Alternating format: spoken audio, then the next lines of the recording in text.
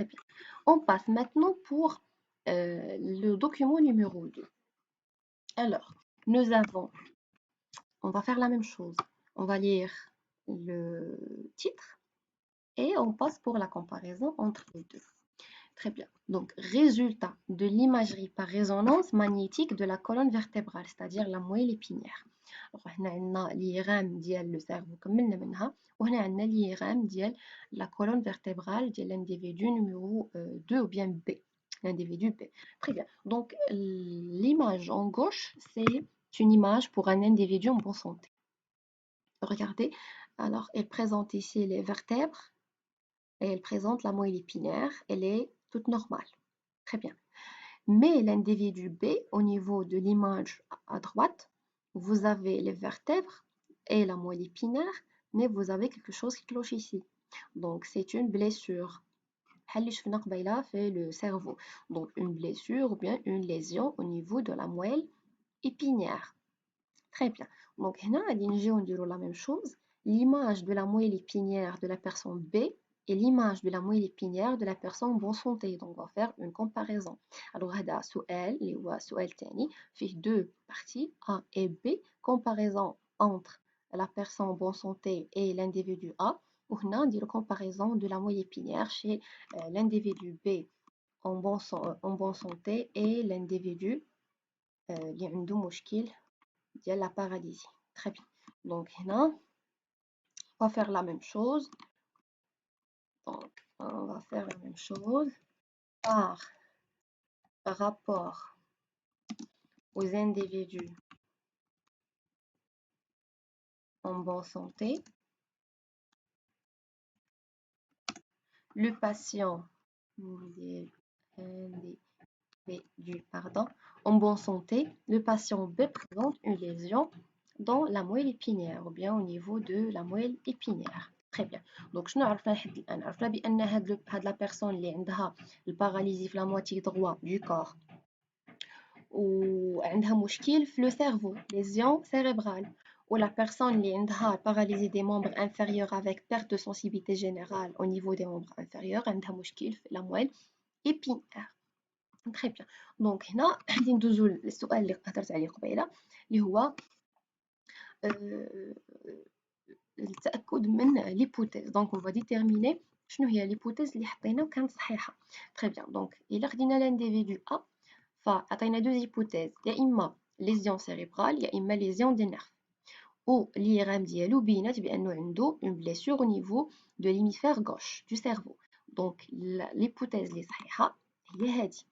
Hypothèse juste نديرها en jaune. Très bien. وبالنسبة للindividu B عطينا lésion de la moelle épinière avec lésion cérébrale. Ou bien sûr لقينا بأن منطلقا من l'analyse de l'IRM que la moelle épinière هي اللي فيها مشكل. Donc je vais la mettre en jaune. Très bien.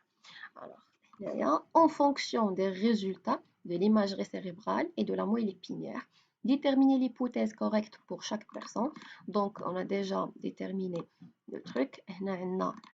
Pour l'individu A, lésion cérébrale et pour l'individu B, lésion de la moelle épinière. Très bien. Donc, on passe pour la question numéro 4. Déterminer la relation entre la zone touchée, c'est-à-dire la moelle épinière, et la paralysie des membres inférieurs et la perte de la sensibilité pour l'individu B. نحاول نعطي واحد العلاقة ما بين الباراليزي ديال les membres inférieurs ou la perte de la sensibilité في هاد les membres et aussi ما بينها وما بين la lésion اللي شفنا قبيلة على مستوى la moelle épinière. Très bien.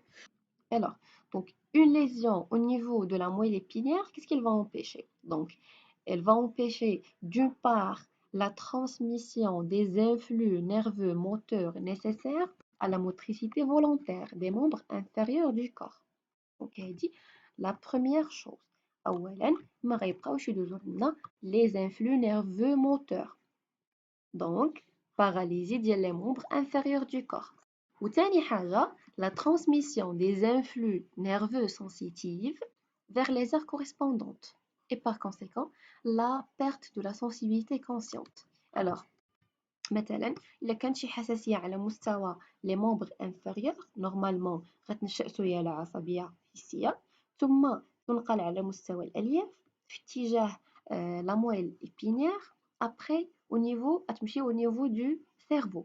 alors أنا عندي une lésion au niveau de la moelle épinière، alors هاد لا ترانسميسيون عمرها ما غادي تكون، وبالتالي غادي نفقدو الحساسية على مستوى لي مومبر انفيريور، وهادشي اللي وقع pour l'individu numéro 2 ou bien l'individu B, tout simplement. Très bien. Donc voilà, c'est une question de cours.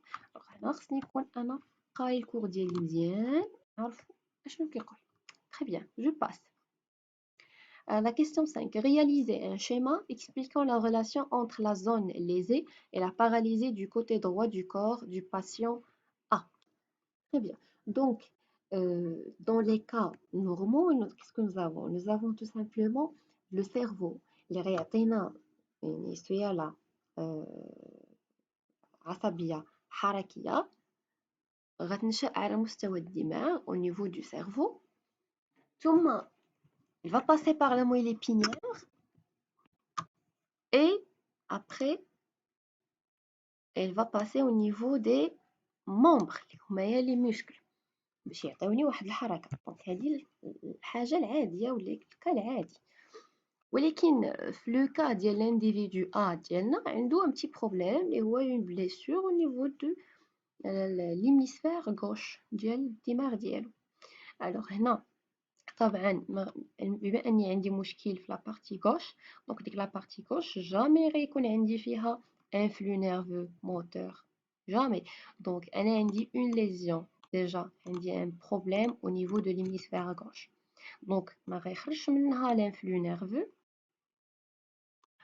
دونك الا ما خرجش لانفلو نيرفو من الدماغ فراه عمرو غادي يوصل على مستوى لا موelle épinière et par la suite on n'aura jamais